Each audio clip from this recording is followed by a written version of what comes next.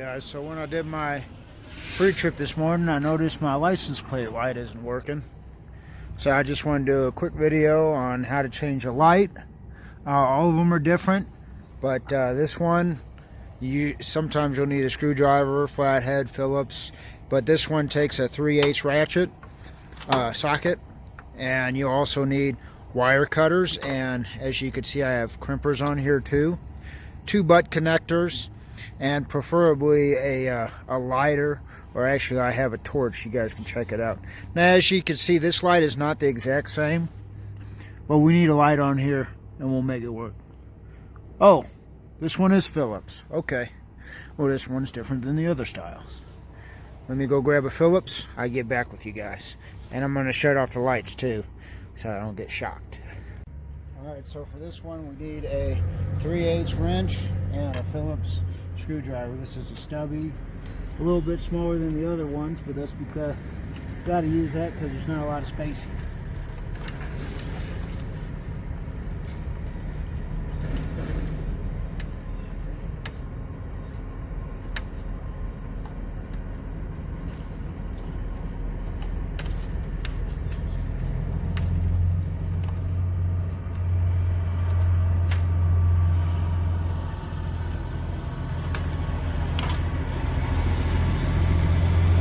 Save all your hardware, your bolts, and your washers and nuts. And what you want to do is you actually want to get behind here and check out, see if there's any tears in any of the wiring. So I'm going to do that real quick right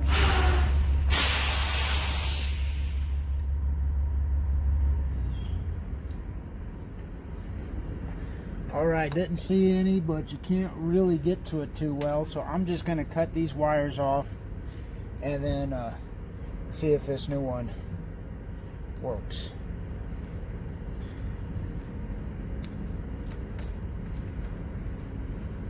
You want to give yourself enough wires so you could put the butt connectors on there.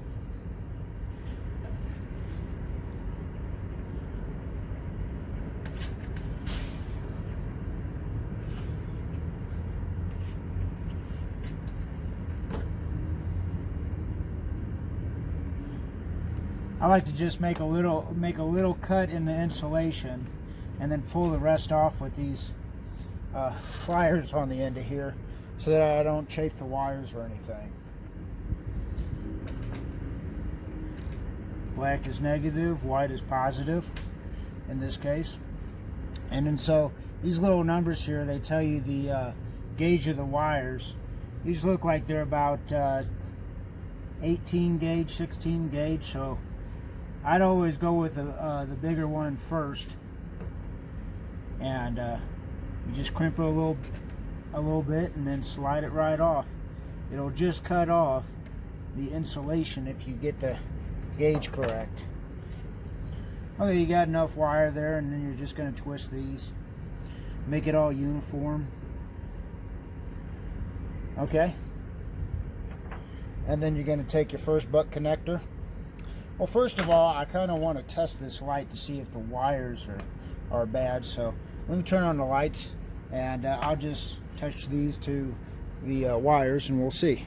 All right, now that I got the wires turned back on, black to black, white to white, here's the moment of truth. And uh-oh, I don't see any power there. So we must have a bad connection somewhere. Dang it.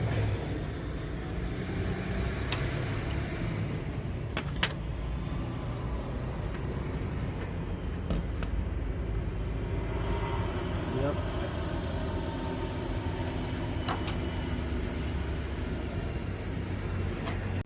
Alright guys. Well, it looks like we got a bad wiring connection here.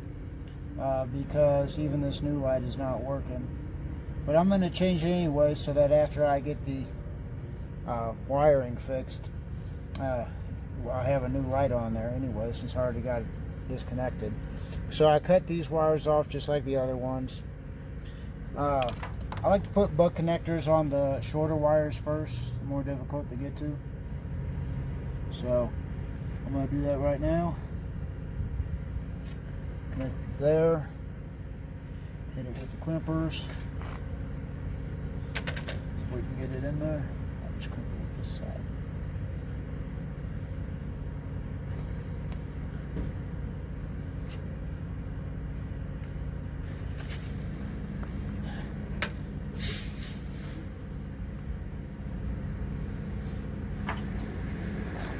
Butt connector go.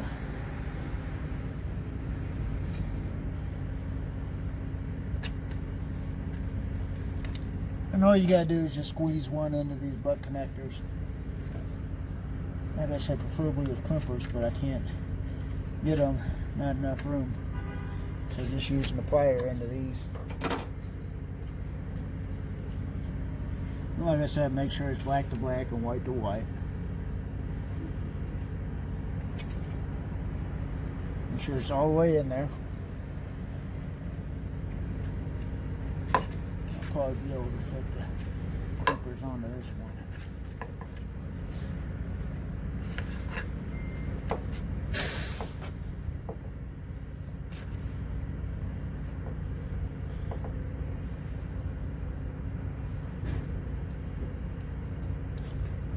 Yep.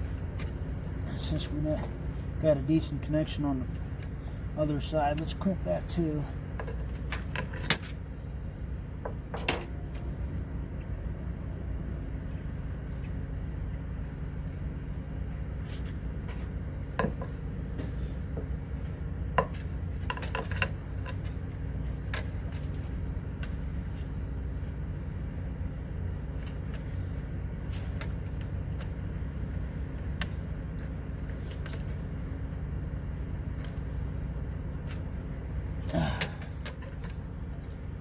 All right, and now it's time for the fun part, using my little mini torch here. You might not be able to see the flame, but it's a flame there, all right, let me tell you. And you're gonna want to move this around. Get the flame on all around it. And so that's gonna seal it off from getting any water in there. And then you're just going to hit it with this Phillips screwdriver to screw it back in. Like I said, don't have a whole lot of room. This one's wider than the other one, so I'm just going to use one screw.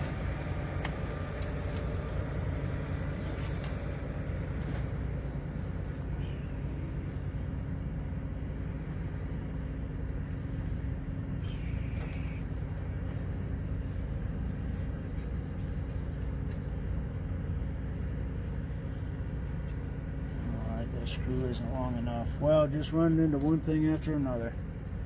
I'll get back at you guys.